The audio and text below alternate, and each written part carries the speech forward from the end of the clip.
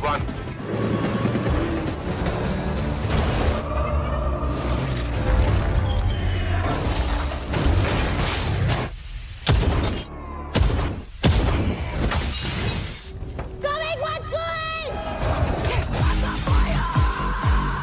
Assalamualaikum sahabat cerita puisi. Kali ini Mimin akan mengulas alur film Bollywood. Judulnya Jigra yang dirilis Oktober 2024.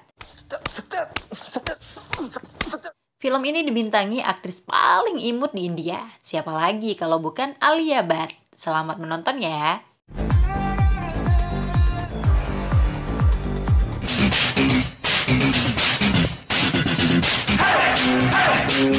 मुझे तो उतना डर भी नहीं होता। तू बस सुन तू टेंशन मत ले। Satya dan adiknya Angkur baru pulang sekolah. Pada saat membuka pintu rumah, ayah mereka ditemukan menjatuhkan diri dari balkon rumah alias bundir. Satya langsung memeluk adiknya agar kuat menghadapi kenyataan menyakitkan itu. Mereka harus tetap melanjutkan hidup meski tanpa kedua orang tua. Bertahun-tahun kemudian, Satya yang diperankan Alia Bhatt telah dewasa. Sejak menjadi yatim piatu, Satya dan Angkur diasuh oleh sepupu ayah mereka yaitu Paman Mehtani. Sosok Mehtani merupakan pengusaha kaya raya. Satya bekerja sebagai manajer staf rumah. Satya sangat bertanggung jawab menjaga harkat dan martabat keluarga Mehtani. Beratnya hidup yang dijalani sejak kecil membuat Satya tumbuh menjadi wanita dingin dan keras. Dia tidak pernah pusing mengurus cinta. Adik laki-laki Satya, Angkur juga telah menjadi pemuda tampan bergelar insinyur. Angkur sedang sibuk mengembangkan perangkat lunak komputer bidang fintech atau teknologi finansial. Dia butuh sponsorship yang diharapkan bisa datang dari Paman Mehtani. Satya sangat protektif kepada Angkur. Itulah yang membuat Angkur sering kesal. Angkur masih saja diperlakukan seperti anak kecil. Contohnya saja ketika Angkur minta izin untuk pergi nongkrong bersama putra Paman Mehtani yang bernama Kabir. Kebetulan Kabir baru pulang dari Australia. Satya melarang Angkur pergi. Angkur jadi kesal dan ngambek. Padahal Satya hanya tidak ingin Angkur tertular karakter buruk Kabir. "Kalau kamu ingin pergi, ayo kalahkan saya bermain basket dulu," ujar Satya menantang Angkur. Kedua saudara kandung itu pun bermain basket. Angkur sangat bersemangat untuk bisa menang. Tapi kemampuan Satya bermain basket jauh di atas Angkur. Satya keluar sebagai pemenang. Angkur kesal lagi karena tidak akan bisa pergi. Angkur memang tidak pernah menang melawan kakaknya.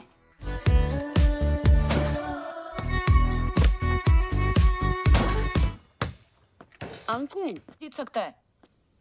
अंकुर Pagi-pagi Kabir yang mendatangi Angkur. Kabir juga memfasilitasi Angkur untuk bisa mempresentasikan proyek fintech di hadapan ayahnya. Ide dan karya Angkur sangat diapresiasi. Mehtani bersedia membantu Angkur. Kebetulan ada rekan Mehtani, Narayana, yang sangat ingin berinvestasi dalam bidang fintech. Mehtani meminta Kabir untuk menemani Angkur bertemu Narayana di negara Hansidau. Kabir dengan senang hati bersedia. Sejak lama Kabir juga dekat dengan Angkur layaknya sepupu rasa sahabat. Sebelum terbang ke negara Hansidau yang berbatasan dengan Malaysia, Satya selalu mengingatkan adiknya itu untuk fokus mengurus pekerjaan. Angkur dilarang melakukan hal-hal tidak penting di negara orang. चल.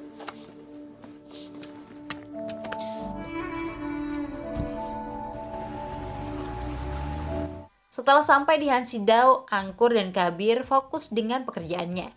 Pertemuan mereka dengan Narayana berjalan sukses. Narayana sangat tertarik berinvestasi. Untuk merayakan kesuksesan itu, Kabir mengajak Angkur ke sebuah klub malam. Hal yang tidak disadari Angkur, kedatangan Kabir ke sana sekaligus untuk membeli narkoboy. Dalam perjalanan kembali ke hotel, Kabir tergoda mengejar seorang cewek lokal di jalan raya. Lampu merah ditabrak hingga dikejar polisi setempat. Polisi yang bertugas menggeledah Kabir dan Angkur. Barang narkoboy ditemukan di kantong celana Kabir. Alhasil Kabir dan Angkur diamankan ke kantor polisi. Kabar buruk itu sampai ke India. Mehtani meminta keluarganya di sana yang menjadi pengacara, Jaswan, untuk membebaskan Kabir. Tapi masalah narkoboy di negara Hansidau bukan kasus sepele. Pengguna barang haram itu bisa dihukum mati. Angkur menghubungi Satya menggunakan telepon di kantor polisi. Angkur bersumpah tidak pernah menggunakan narkoboy. Satya berusaha menenangkan adik tercintanya itu. Jangan khawatir, kamu akan baik-baik saja, ucap Satya. Pengacara Jaswan datang menemui Kabir. Satu-satunya cara untuk membebaskan Kabir adalah tidak mengakui barang itu miliknya. Kabir harus memberitahu polisi bahwa narkoba yang ditemukan milik Angkur. Kabir memang sangat ingin bisa bebas, tapi dia tidak mau mengkhianati Angkur yang sudah dianggap seperti saudara kandung. Masalahnya tidak ada cara lain jika Kabir ingin selamat dari hukuman mati. Untuk memuluskan rencana itu, Jaswan juga mendatangi Angkur. Jaswan menjelaskan tentang hukuman mati yang bisa diterima Kabir selaku pemilik narkoboy. Mengingat Kabir memiliki 2 kasus narkoboy di India. Jika kamu ingin menyelamatkan Kabir, beritahu polisi bahwa barang itu milikmu. Kamu hanya akan dipenjara beberapa bulan saja, ujar Jaswan. Angkur kaget mendengar saran seperti itu. Masa depan Angkur bisa hancur. Tapi Jaswan meyakinkan Angkur bahwa masa depan dan karirnya dijamin aman oleh keluarga Methani. Angkur benar-benar dilema. Tapi demi menyelamatkan nyawa Kabir, Angkur terpaksa mengiyakan polisi bahwa barang narkoba itu miliknya. Pengakuan Angkur membuatnya dibawa ke pengadilan. Hal yang mengejutkan, hakim memutuskan hukuman mati untuk Angkur. Hukuman itu akan dilaksanakan 3 bulan lagi dengan sengatan listrik hingga meninggal. Angkur sangat kaget mendengarnya. Angkur berteriak memberitahu polisi dan hakim bahwa barang narkoba itu bukan miliknya, tapi kejujuran Angkur sudah terlambat. Angkur dibawa ke penjara khusus di sebuah pulau. Penjara itu sepenuhnya menggunakan teknologi. Angkur tidak pernah menyangka hidupnya akan berakhir tragis seperti ini. Ternyata Angkur sengaja dijebak oleh Methani dan Jaswan demi menyelamatkan nyawa Kabir. Methani terpaksa mengorbankan Angkur karena tidak ada cara lain. Satya sangat marah kepada pamannya yang telah mengorbankan Angkur. Permintaan maaf dari Kabir yang telah pulang ke India tidak ditanggapi. Satya benar-benar kecewa. Bahkan semalam Satya telah membakar kantor pamannya secara diam-diam. Satya berangkat ke Hansidau untuk menyelamatkan Angkur.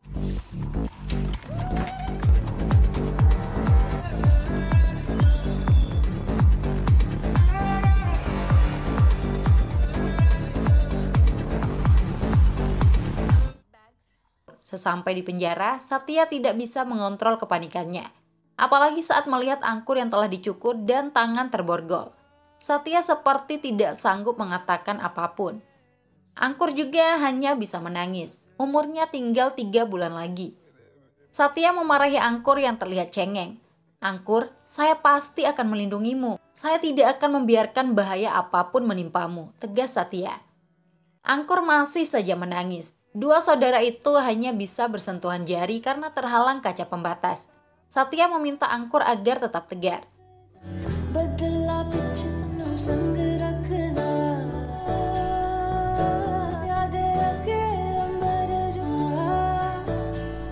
Untuk sementara, Satya tinggal di sebuah penginapan. Satya menemui banyak pengacara untuk membebaskan Angkur. Tapi tidak ada yang mau membantu. Pengacara di sana enggan mengambil kasus narkoboy, apalagi Angkur seorang pendatang. Pemerintah setempat menjadikan para pendatang sebagai contoh penegakan hukum. Hal yang bisa dilakukan untuk Angkur hanya mengajukan penundaan hukuman mati. Angkur sendiri sangat menderita di penjara. Dia kebanyakan melamun. Angkur malas bicara dan enggan bergaul dengan siapapun. Sikap cuek Angkur membuat narapidana senior Ryan tersinggung karena merasa tidak dihargai. Tapi Angkur tidak peduli. Angkur juga tidak takut melawan Ryan. Hampir saja terjadi perkelahian andaikan petugas tidak ada. Petugas akan menghukum Ryan dengan 10 kali cambukan karena dianggap membuat gaduh. Angkur memprotes hukuman yang diberikan kepada Ryan. Berdasarkan aturan penjara, narapidana harus mendapat 3 kali teguran lisan terlebih dahulu sebelum diberikan hukuman cambuk. Kepala sipir penjara Hansraj Landa menghargai masukan Angkur. Landa memutuskan untuk membatalkan hukuman cambuk untuk Ryan. Phang tha. Let's play. Come on guys. Come on. Kali ini Ryan mengucapkan terima kasih atas bantuan Angkur. Tidak lupa Ryan meminta maaf. Ryan pasti akan membalas jasa baik Angkur. Mereka pun mulai berteman. Angkur kembali menerima kunjungan Satya. Mereka hanya diizinkan berkomunikasi lewat layar. Tidak ada lagi akses bertatap muka secara langsung. Angkur, saya sudah mengajukan banding agar hukumanmu ditunda. Jadi jangan khawatir, semuanya terkendali, ucap Satya. Kata-kata Satya tidak membuat Angkur bersemangat. Angkur menyadari dirinya tidak mungkin diselamatkan. Semua narapidana hukuman mati tidak akan pernah diampuni. दीदी किसी को नहीं छोड़ते ये लोग मुझसे electric chair साफ कराए इन लोगों ने Satya bingung harus berbuat apa lagi di negara asing itu. Tapi Satya harus membebaskan Angkur dengan cara apapun. Di luar penjara, Satya melihat banyak keluarga narapidana hukuman mati sedang berdoa. Salah satunya Sekar Bhatia, yang putranya akan dihukum mati. Satya dan Bhatia mulai berkenalan dan bicara panjang lebar. Bhatia merupakan mantan gangster yang sudah bertaubat. Putranya, Tony, masuk penjara tanpa melakukan kesalahan. Tony hanya terjebak situasi. Itulah yang membuat Bhatia sangat ingin bisa membebaskan Tony. Bhatia iseng memberikan usul untuk meledakkan penjara. Pilihan lainnya membobol penjara. Satya langsung menyetujui ide itu. Mereka sepakat untuk membobol penjara. Seorang pria yang duduk di samping mereka, Mutu, ikut bicara. Mutu mengingatkan bahwa membobol penjara tidak semudah omon-omon. Rupanya Mutu adalah mantan polisi yang pernah bertugas di dalam penjara. Mutu berhenti dari pekerjaannya agar bisa fokus membebaskan seorang tahanan yang akan dihukum mati. Rencana membobol penjara ditentang keras oleh Mutu. Padahal Mutu dibutuhkan untuk bisa membobol penjara. Tanpa mengetahui seluk-beluk penjara, usaha mereka bisa sia-sia. Informasi yang didapatkan Bhatia, Mutu pernah menjebloskan seorang pemuda ke penjara dan akan dihukum mati. Belakangan diketahui pemuda bernama Chandan itu tidak bersalah. Mutu keluar dari kepolisian agar bisa menebus kesalahannya dengan membebaskan Chandan. Satya mengajak Mutu untuk membantu orang-orang tidak bersalah bisa melarikan diri dari penjara. Tapi Mutu tidak setuju. Mutu sudah mengajukan banding ke pengadilan untuk membebaskan Chandan. Mutu, tolong bantu kami. Kami tidak bisa melakukannya tanpamu. Ini satu-satunya cara agar mereka tidak mati, ujar Satya. Mutu tetap pada pendiriannya untuk menempuh jalur resmi. Jika Satya masih berencana membobol penjara, Mutu tidak akan segan-segan melapor polisi. Kata-kata Mutu membuat Satya marah. Satya yang menguasai bela diri karate menantang Mutu bertarung. Jika saya menang, kamu harus masuk tim saya, ucap Satya. Mutu enggan melawan Satya, tapi Satya terus saja menyerang. Mutu tidak dibiarkan pergi. Padahal secara kemampuan Mutu jauh lebih tangguh karena memang orang terlatih. Sikap keras kepala Satya membuat Mutu terpancing emosi. Cukup mudah baginya menjatuhkan Satya. Hebatnya Satya tidak mau menyerah. Satya mencekik Mutu dari belakang dengan sekuat tenaga. Sampai-sampai Mutu pingsan tidak sadarkan diri. Setelah terbangun, Mutu mengakui kemenangan Satya meski dikalahkan dengan cara curang. Mutu mau bergabung untuk membobol penjara. Persiapan membobol penjara dimulai. Satya menggunakan uang tabungannya dan kiriman dari Paman Mehtani untuk mengurus berbagai hal. Mutu sudah memiliki blueprint penjara. Rencananya, rute pelarian Angkur, Tony, dan Chandan akan dilakukan dari dapur penjara. Mutu yang mengetahui penjara secara detail sangat banyak membantu. Mereka bisa memanfaatkan saluran pembuangan dapur. Dari sana, terowongan rahasia dibuat untuk jalur keluar. Lalu mereka bisa pergi dari negara Hansidao melalui laut. Masalahnya perairan Hansidao berbatasan dengan Malaysia. Mereka bisa dikejar oleh penjaga pantai Malaysia. Untungnya Mutu memiliki sahabat di Angkatan Laut Malaysia. Mutu menjamin tidak akan ada masalah. Pelarian akan dilakukan pada malam festival hantu. Saat itu banyak petugas penjara mengambil libur sehingga lebih memudahkan semuanya. Satya kemudian mengunjungi Angkur dan berbicara melalui layar. Satya tidak mungkin menceritakan rencana pelarian yang disiapkan. Komunikasi mereka pasti disadap petugas penjara. Satya hanya memastikan bahwa Angkur tidak akan mati di dalam penjara. Hal yang tidak diketahui Satya, Angkur juga sedang mempersiapkan diri untuk kabur dari penjara. Angkur telah diajak oleh Ryan yang sudah lama menyiapkan jalur pelarian. Ryan bersama teman-temannya yaitu Matthew, Chandan, dan Tony sudah menggali terowongan rahasia melalui toilet rusak di bangsal medis. Pekerjaan itu hampir rampung sejak dimulai 2 tahun lalu.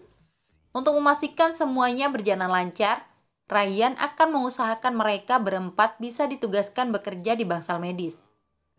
Tapi sesuatu yang tidak terduga terjadi. Matthew dihukum mati terlebih dahulu tanpa memberitahu rekan-rekannya. Ryan yakin Matthew merahasiakan itu agar tidak merusak rencana pelarian rekan-rekannya. Jika mereka tahu, pelarian yang direncanakan pada malam festival hantu pasti akan dipercepat. Satya sendiri bersama Mutu dan Bhatia terus mematangkan persiapan. Mereka menyogok oknum petugas penjara agar menempatkan Angkur, Tony, dan Chandan bertugas di dapur. Rencana itu berjalan mulus. Angkur, Tony, dan Chandan diumumkan untuk bertugas di dapur. Padahal mereka harusnya di bangsal medis seperti Ryan agar rencana kabur bisa dijalankan. Inilah akibat adanya dua rencana rahasia. Selanjutnya, Bhatia mengirimkan kode untuk Tony tentang rencana membobol penjara. Berkat uang suap, kode itu bisa dimasukkan dalam makanan yang dibawa ke ruangan Tony. Bhatia yakin Tony bisa memahami kode yang telah diberikan. Setelah 2 hari, Bhatia pergi ke penjara untuk bertemu Tony. Tapi petugas di sana memberitahu bahwa Tony sedang dirawat di bangsal medis karena keracunan makanan.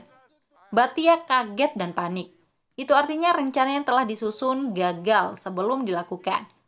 Ternyata Angkur bersama Tony dan Chandan sengaja membuat diri mereka keracunan agar dibawa ke bangsal medis.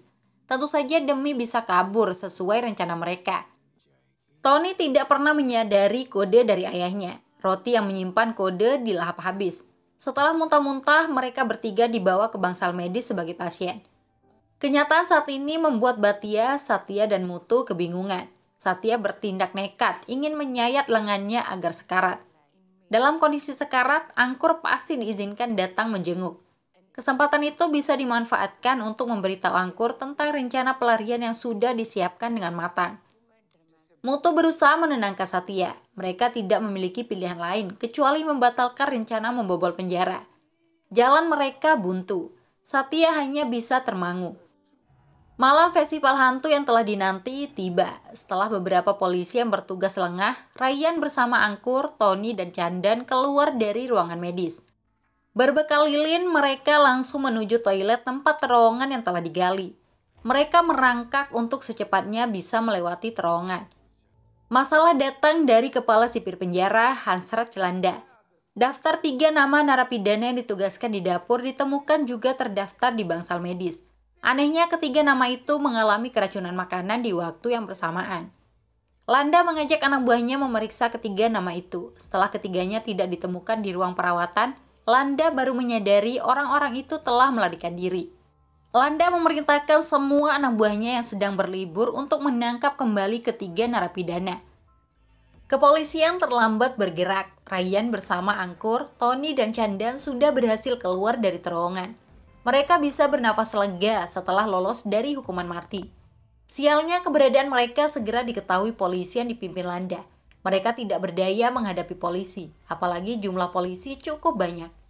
Ryan mencoba menyandera seorang polisi agar bisa kabur.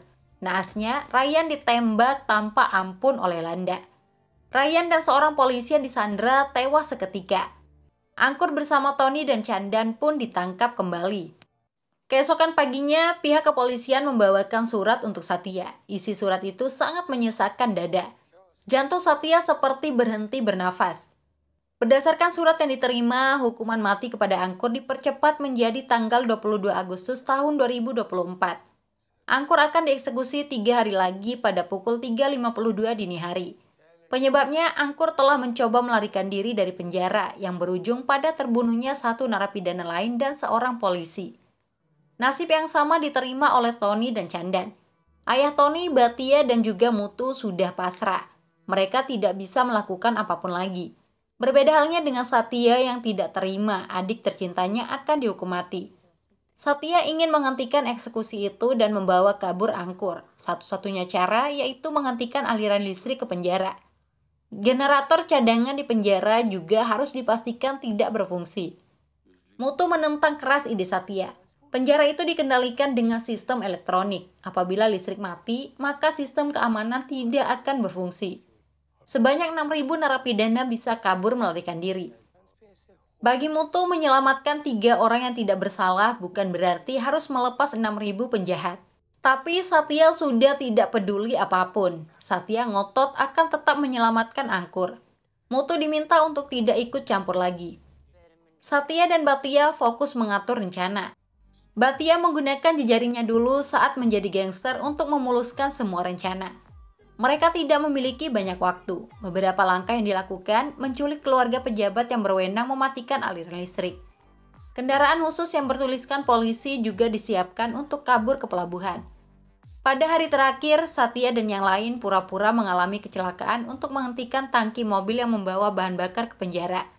Ketika sopir dan petugas turun membantu, beberapa orang mencampurkan bahan bakar itu dengan jenis lain agar generator tidak bisa berfungsi.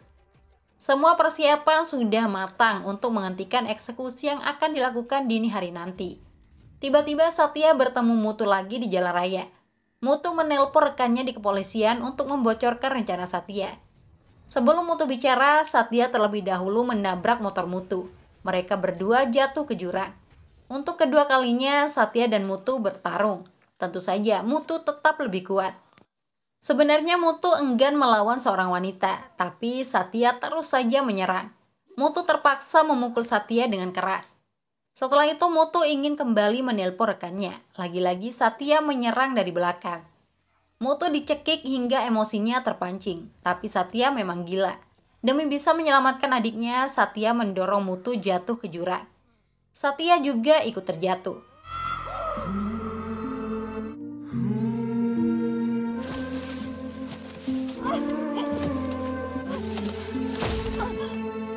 Untungnya tubuh Satya nyangkut di dahan pohon. Sedangkan Muthu mungkin pingsan atau meninggal. Mimin tidak tahu persis. Satya kembali ke rumah Bhatia di malam hari dalam kondisi terluka. Meski begitu, dia tetap pergi ke penjara bersama Bhatia dan gengnya sesuai rencana. Sementara di penjara, Angkur dan yang lain dibawa ke tempat eksekusi. Kepala sipir penjara, Landa, sangat bersemangat untuk mengeksekusi Angkur, Tony, dan Chandan. Hal yang tidak disadari Landa, listrik di seluruh kota mulai dimatikan. Semua itu bisa terjadi karena pejabat terkait ingin menyelamatkan keluarganya yang telah disandra. Listrik di penjara tetap menyala. Generator cadangan yang digunakan masih berfungsi dengan baik. Satya jadi panik. Jangan sampai dia terlambat menggagalkan eksekusi. Satya tidak bisa menunggu lagi. Dia harus menghentikan generator secepatnya.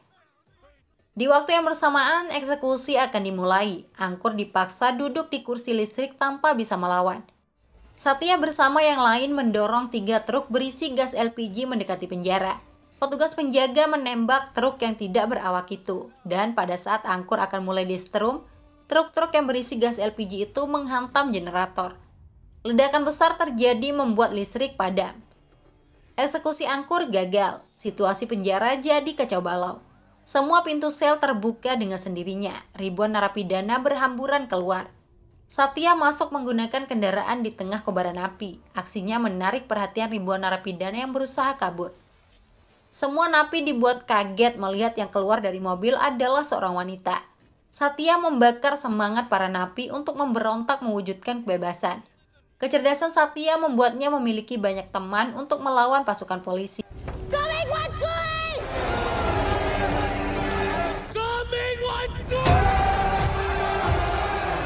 Satya bisa memiliki waktu mencari lokasi Angkur. Kepala sipir penjara, Landa, tidak membiarkan Angkur dan yang lain kabur. Landa tetap ingin menjatuhkan hukuman mati.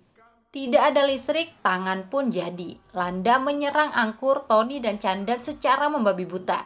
Semampunya ketiga anak muda itu memberikan perlawanan. Mereka kesulitan mengalahkan Landa yang seorang diri. Landa terlihat jauh lebih unggul. Parahnya, Landa berhasil mencekik mereka bertiga sekaligus. Angkur sudah lemas karena tidak bisa bernafas. Tangan Landa benar-benar kuat dan perkasa. Satya tiba di waktu yang tepat menyerang Landa dari belakang hingga pingsan. Satya kemudian mengajak Angkur, Tony, dan Chandan bergegas pergi. Kepolisian berusaha melakukan pengejaran. Untungnya Bhatia datang membawa kendaraan sesuai rencana. Mereka bisa keluar penjara dengan selamat menghindari tembakan polisi. Situasi belum aman. Polisi masih mengejar mereka. Ditambah lagi ada darah yang keluar dari Bhatia. Ternyata Bhatia sempat terkena peluru polisi. Bhatia berjuang menahan rasa sakit. Kebahagiaan telah berhasil menyelamatkan nyawa putranya dari hukuman mati membuat Bhatia tetap bertahan. Bhatia memaksa Satya untuk pindah ke kendaraan cadangan yang sudah disiapkan. Satya dan anak-anak harus secepatnya ke bandara. Masalah polisi biar Bhatia yang urus. Satya dan yang lain terpaksa pergi meninggalkan Bhatia yang sedang sekarat. Polisi datang mengepung kendaraan Bhatia. Sebelum napasnya habis, Bhatia menabrakkan diri ke mobil. Bhatia dipastikan meninggal di tempat. Langkah terakhir, Satya menggunakan identitas palsu sebagai tenaga medis untuk pergi ke dermaga. Sesuai rencana, salah satu di antara mereka pura-pura jadi pasien yang terluka. Cara itu membuat langkah mereka ke dermaga berjalan lancar tanpa hambatan. Apalagi kendaraan yang digunakan bertuliskan polisi. Mereka berhasil naik boot untuk meninggalkan negara Hansidao. Sedikit lagi mereka akan melintasi perbatasan. Hal yang tidak diduga, polisi yang dipimpin Landa berusaha mengejar. Landa tidak segan-segan menembakkan senjata. Bagi Landa, Satya dan tahanan yang kabur harus mati.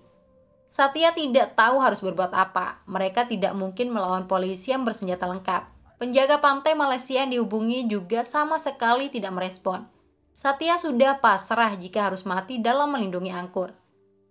Dalam situasi seperti itu, keajaiban pun datang. Angkatan Laut Negara Malaysia datang sebagai penyelamat. Polisi Hansidao ditembak karena telah melewati perbatasan tanpa izin.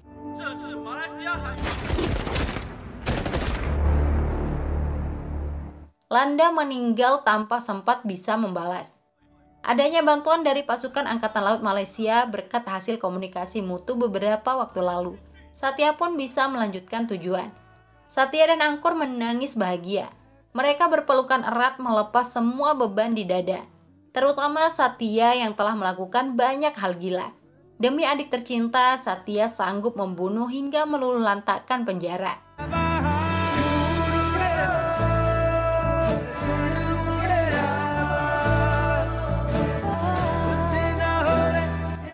Setelah sampai India, Satya tidak membawa Angkur ke rumah Paman Mehtani lagi.